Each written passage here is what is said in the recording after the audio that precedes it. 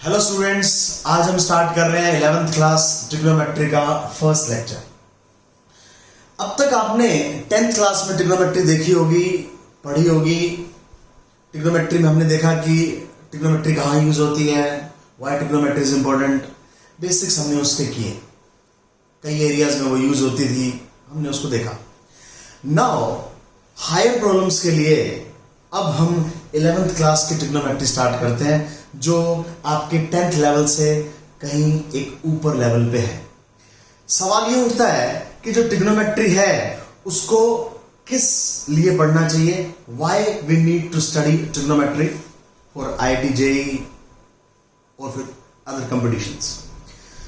Trigonometry जो है वो एक बेसिक चैप्टर है और साथ में इसको हम इसलिए पढ़ते हैं कि बाकी चैप्टर्स में जो आने वाले चैप्टर्स हैं 11th या 12th के, उनके चैप्टर्स के क्वेश्चंस में बीच बीच में काम आते हैं।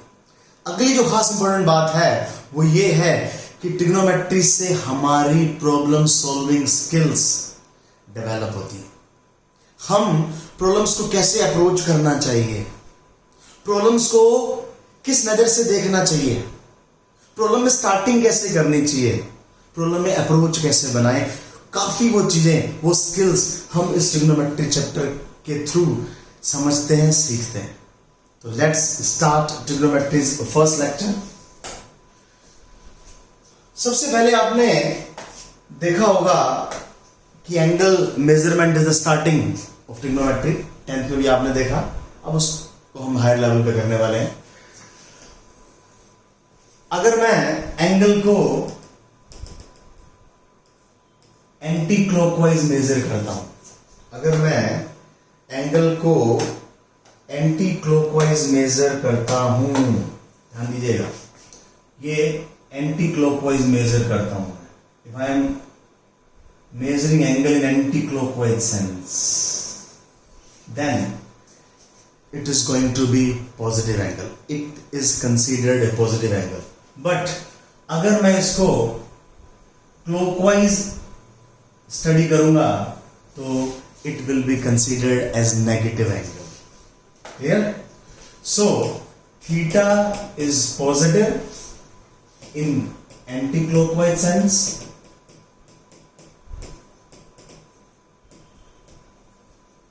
and theta is negative in clockwise sense. So this is the basic of angle.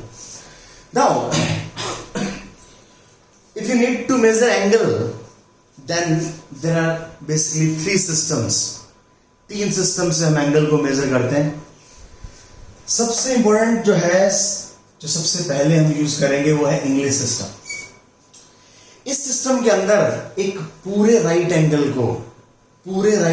को 90 इक्वल पार्ट्स में डिवाइड कर दिया, 90 इक्वल पार्ट्स में डिवाइड कर दिया and one unit, one part, उसका जो एक हिस्सा है, दैट इज कॉल्ड 1 डिग्री।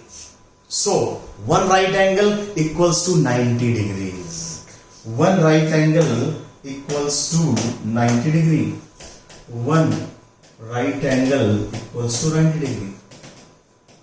यहां पे आप देख सकते हैं, क्लियर? प्रोबेबली इसको 90 में क्यों डिवाइड किया गया, इसका एक लॉजिक मुझे लगता है कि शायद रहा होगा। पूरा रोटेशन जो है 90 प्लस 90 प्लस 90 प्लस 90 360 का होगा। And what is the beauty of 360? What is the beauty of 360? It is divisible by 1 2 3 4 5 6 7 को छोड़ दें, 7 को छोड़ के it is divisible by 1 2 3 4 5 6 8 9 and 10. That means इसको जब हम इतने नंबर्स के साथ डिवाइड कर सकते हैं स्टार्टिंग नंबर के साथ, तो इसका मतलब ये हुआ जब इनको डिवाइड करेंगे तो हमें इजी कैलकुलेशंस मिलेंगी, हम कंफर्टेबली इनको समझ पाएंगे। शायद ये रीजन रहा होगा कि हमने इसको 90 पार्ट्स में डिवाइड किया। Clear? So again 1 degree is divided into 60 equal parts and one part is equal to 1 minute. So 1 degree equals to 60 minutes. Similarly, one right angle is 90 degree. Again, 1 minute is divided into 60 equal parts, and the one part is known as second. So 1 minute is again divided into 60 parts, and they are called 60 seconds. Another is centesimal system. Centesimal system French system है, इसको 100 में divide किया गया. This is not used, mostly it is not used, so ज़्यादा हम इसके बारे में बात नहीं करेंगे. Again, the third system, which is very popular system, is radian system. Angle measurement का थर्ड सिस्टम है रेडियन सिस्टम. रेडियन सिस्टम के अंदर क्या होता है, रेडियन सिस्टम के अंदर क्या होता है, मैं आपको समझाता हूं, ध्यान से देखिएगा. इसमें जो एंगल की जो यूनिट है वो एक रेडियन होती है. This is the basic unit of measurement of an angle, and that is 1 radian. What is 1 radian?